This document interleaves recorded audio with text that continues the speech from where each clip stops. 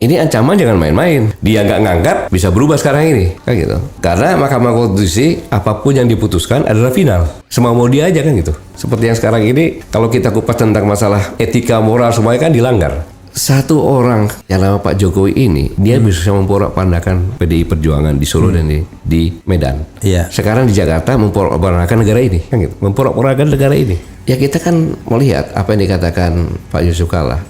Kalau terpilih dilantik sebagai Presiden Wakil Presiden, terus ada berhalangan tetap Pak Prabowo. Ini kata JK kan gitu. Dan itu benar. Bayangkan apa yang terjadi.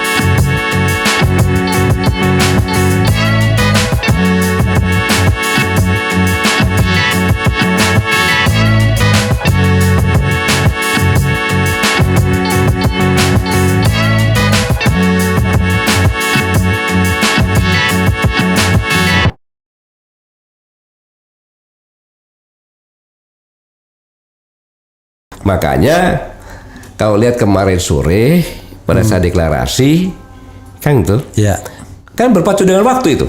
Maka sore-sore walaupun tanpa Gibran, dideklarasikan itu. Gitu. Ini ancaman jangan main-main, kan gitu. Dia nggak ngangkat, bisa berubah sekarang ini, kan gitu. Karena Mahkamah Konstitusi apapun yang diputuskan adalah final. Semau dia aja kan gitu. Iya. Seperti yang sekarang ini, kalau kita kupas tentang masalah etika moral semuanya kan dilanggar. Dengan melihat sekarang ini begitu diketok, nggak sampai 1 hari jutaan kan yang berkomentar, mengecam semuanya kan gitu. Iya. Nah, inilah yang kondisi yang sekarang ini. Ya, tapi kalau jadi mendaftar, bulinya ini bukan ke Mahkamah Konstitusi lagi. Oke. Semua orang bulinya ke arah Jokowi. Bukan dalam negeri, luar negeri juga, gitu. Bagaimana Jokowi pribadi atau Jokowi sekeluarga? Terutama Jokowinya ya? Ya, sekarang begini. Satu orang yang nama Pak Jokowi ini, dia bisa memporak-pandakan PDI Perjuangan di Solo dan di Medan. Iya. Sekarang di Jakarta memporak-pandakan negara ini, kan gitu. Memporak-pandakan negara ini, kan gitu. Dengan cara seperti ini, gitu. Menarik nih, memporak-porandakan Solo sudah, Medan sudah, dan sekarang negara ini. Di Jakarta negara ini. Iya. Kan? Bukan karena ini bukan pemilihan gubernur DKI. Iya, kan gitu. Mengapa demikian? Ya kita kan melihat apa yang dikatakan Pak Yusuf Kalla. Kalau terpilih dilantik sebagai Presiden Wakil Presiden, terus ada berhalangan tetap Pak Prabowo. Ini kata JK kan gitu. Dan itu benar. Bayangkan apa yang terjadi. Padahal Pak Jokowi sendiri pernah bicara dalam satu event di mana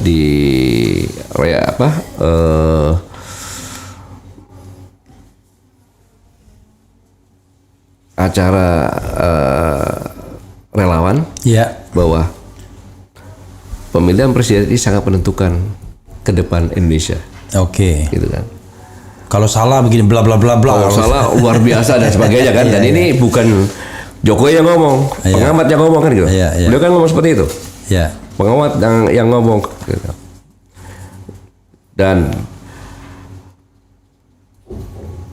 kita bisa melompat menjadi negara maju atau terjebak dalam middle income. Ya. Jebakan ya, Jebakan middle income country yang seperti di Amerika Latin itu. Ya.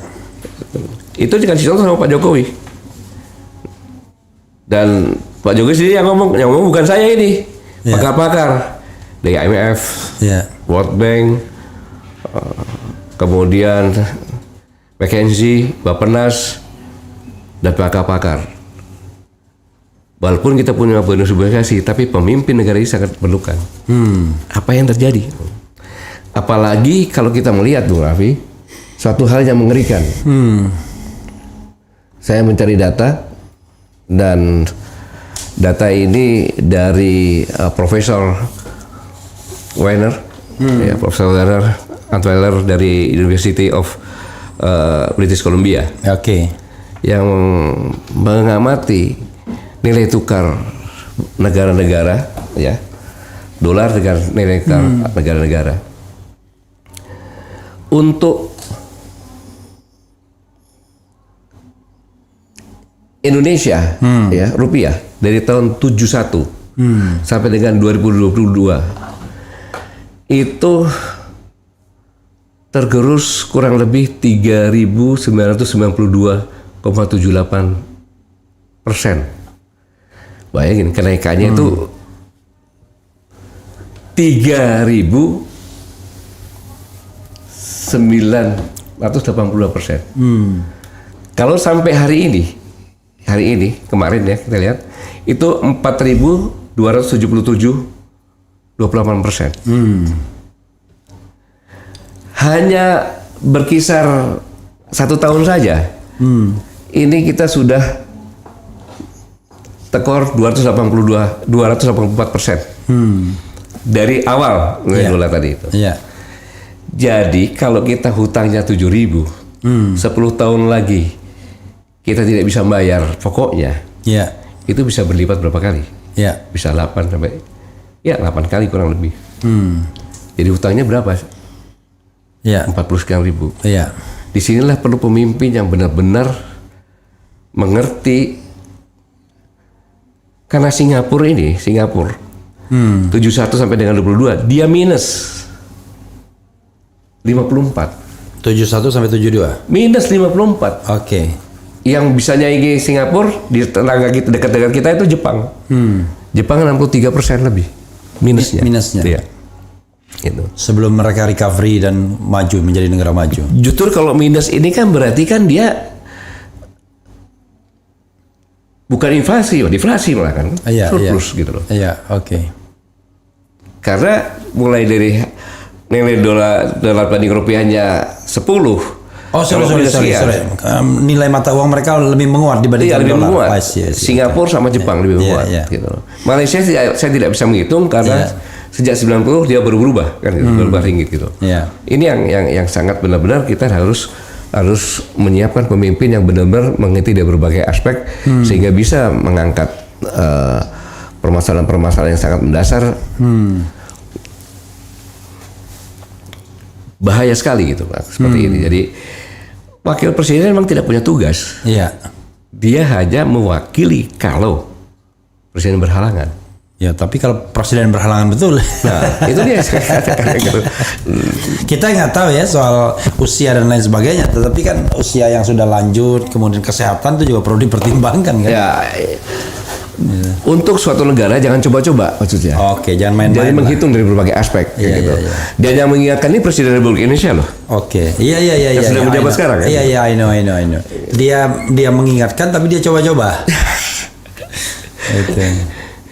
Karena jangan salah, dulu Habibie harus jadi presiden kan, Mega harus jadi presiden ketika presiden yang terpilih kemudian di-impeach atau mengundurkan diri. Pak Gatot, ada lagi yang ingin ditambahkan soal Gibran ini. Gini,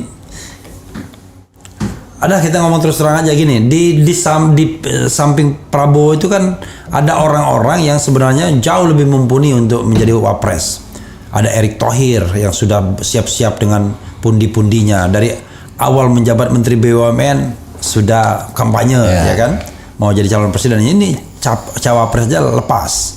Padahal Jokowi sendiri memberikan luar biasa panggung ke dia kan. Terakhir Menko Marinvest dia yang ad interimnya ketika Luhut tidak bisa.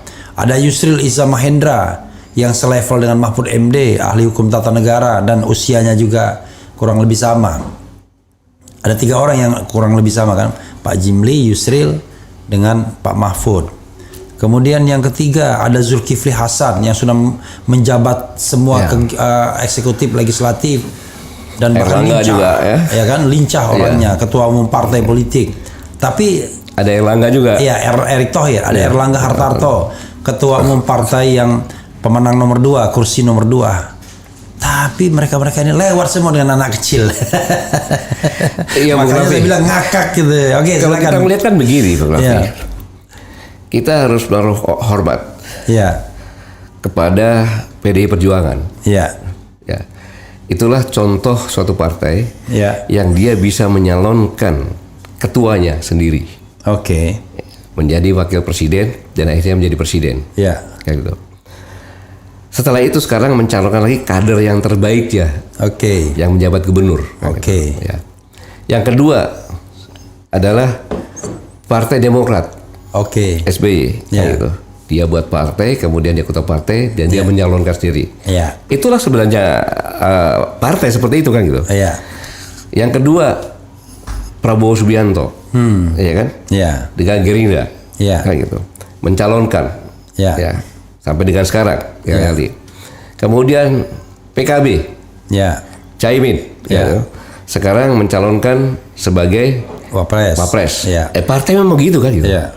Yang jadi pertanyaan, Bung Raffi, Golkar, pemenang kedua.